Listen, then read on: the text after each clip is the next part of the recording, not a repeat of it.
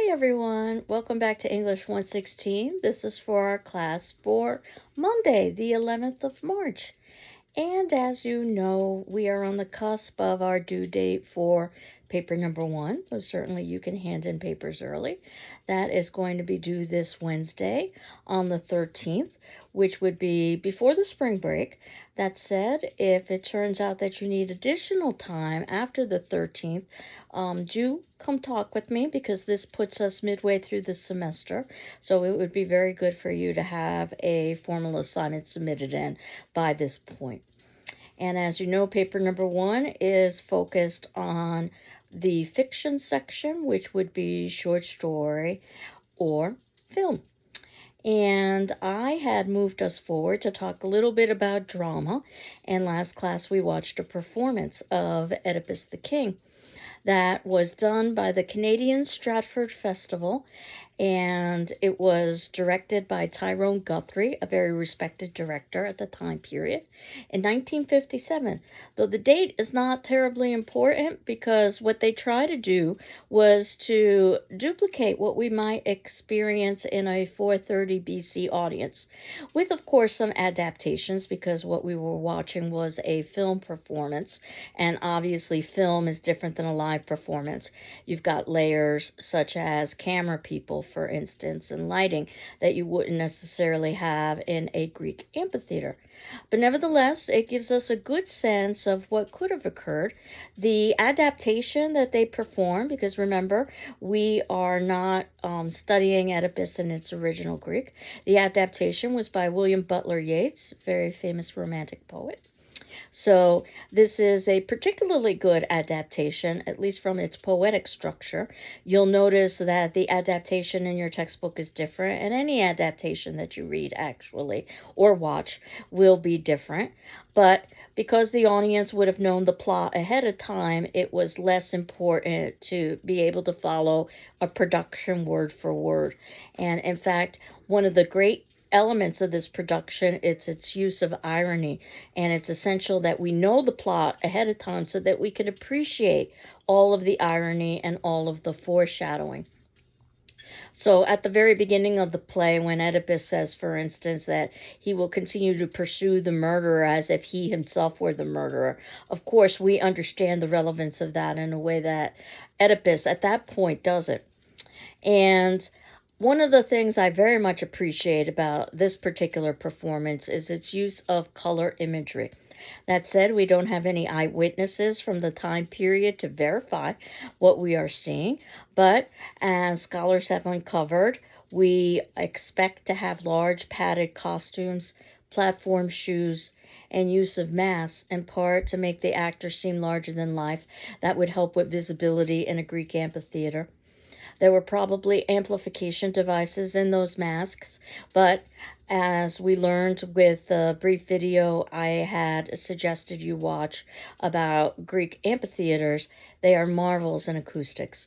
So that said, you combine the two and the audio would be surprisingly good.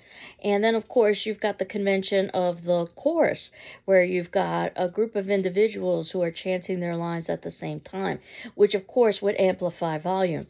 Notice that the chorus served both as community, so they were responding to action, but also as narrator. They were commenting on the action. And at many times, the chanting sounds quite musical. They're able to provide something like a musical score. And the fact that we've got Oedipus at the beginning dressed in gold, again, to illustrate his royal position. And when we are introduced to Creon, he's in bronze, which is another semi-precious metal, but not certainly of the same status as gold. And then ultimately we are introduced to Jocasta, who is in silver, so silver being below gold, but being above bronze. And that was one of the ways that the convention of Greek drama had progressed by the time of Sophocles' interpretations in that three major actors would be on stage at the same time. And obviously, just because of visibility issues, even with the mask, it's difficult to differentiate characters. So the fact that they were able to add a third, albeit briefly, they all three aren't on stage for very long, but still it was considered to be a rather modern convention for its time period. Notice how Oedipus's eyes are quite big and blackened out to illustrate that he's blind to the truth. His eyes are not as big and black as Tiresias's eyes, Tiresias being the prophet. Notice that Tiresias is all in white because he has insight, but his eyes are very big and very blackened to illustrate that he's physically blind, even though he has insight. And then by the ending of the play, notice the costume change with Oedipus. He's now in red, and that's supposed to denote blood because by this point he's gouged out his eyes. But also it is illustrative, I think, of the fact that he has committed a blood crime, which is what incest is, and that's why his daughters are also dressed in red. But notice that Oedipus is wearing a black veil that's supposed to illustrate that he's physically blind, and yet he has insight, so he's much like Tiresias. And when Oedipus wanders off at the ending, because he's blind, he needs to have a cane. And notice how he's basically become the answer to the riddle that he solved so much prior to the play. What walks on four legs in the morning, which is a baby, what walks on two legs in the afternoon, which is an adult, and what walks on three legs in the evening. It's an elderly person with a cane. In this instance, Oedipus isn't elderly, but he is blind, so he needs to have a cane. And as I had indicated, this is part of a three-part story. We're just reading the first, Oedipus. The great irony, or one of the great ironies, is that Creon, whom Oedipus accuses of trying to steal the kingdom from him, is ultimately the person who is ruling the kingdom. In the next play, which we aren't reading, but I believe is included in your textbook, Antigone, we get the story of Oedipus's daughter, who happens to be an adult at this point. Her name is Antigone, hence the name of the second play, Antigone. And Creon is still king, even though multiple years have elapsed. And Creon is a very different kind of character. Creon is very similar to the Oedipus that we were introduced to in play one, full of arrogance and hubris, excessive pride, being blind to the truth, denial, many of Oedipus's negative qualities, which leads to the question of what does the position of rule do to an individual? Or perhaps you've heard it put, does absolute power corrupt absolutely? The third play, if you're curious, is Oedipus at Colonus.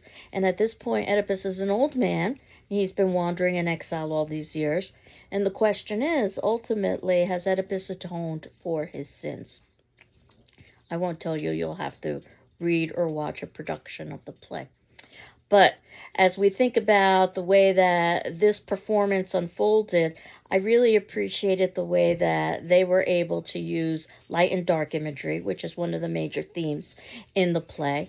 The use of shadow and the use of light, I think, is done very well. If you had a keen eye, you might have noticed at the very beginning of the play, when they were introducing some of the conventions of Greek drama, that wouldn't necessarily be part of the drama proper itself. But at the very beginning of the play, we saw one of the members of the chorus hand off a mask. And that member of the chorus is an actor that you might have heard of before, William Shatner. And if you haven't heard of him, he played Captain Kirk in Star Trek. This would obviously be a very young William Shatner. And as we saw with this performance, the movements were very exaggerated.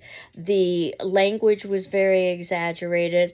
Might I suggest that it would seem much less exaggerated if we were in a Greek amphitheater watching it live, especially if we were in one of the back rows. But I think you get a good sense of how a production might have been performed during this time period. And definitely it's very unique. There would be almost no props. It would all be basically dialogue and actor interaction. That said, I thought it was a clever idea to have the incense burning at the beginning of this production because the smoke helps to obscure vision, and it illustrates this idea of vision and blindness. And the smoke could also be seen as a kind of fog, And while they didn't have fog machines, they did have incense at the time that they could have burned. So, again, I think that is quite clever in many respects. So that said, I know that probably you are thinking less about Oedipus the King and more about your first paper, as well you should be. So what I wanted to do was to keep today's class short so that you could work on paper number 1. You could think of it as a kind of writing workshop if you'd like, which would be due on the 13th, this upcoming Wednesday, where I plan on talking about Oedipus the King and introducing the idea of Shakespeare as well. And there is no attendance question today. You're quite welcome, so that you can work on paper number 1. So, I hope you are doing well. I'm doing well, and we will continue on next class talking about Oedipus the King. As you know, watching a performance is never a substitute, but merely a supplement to reading the play. So you should be reading the play, and I encourage you to even get ahead of your reading and begin reading A Midsummer Night's Dream, which I will introduce next class. But I suspect that most of you will be focusing on paper number 1. Again, I hope you're doing well. I'm doing well, and we will continue on next class. Take care. Bye-bye.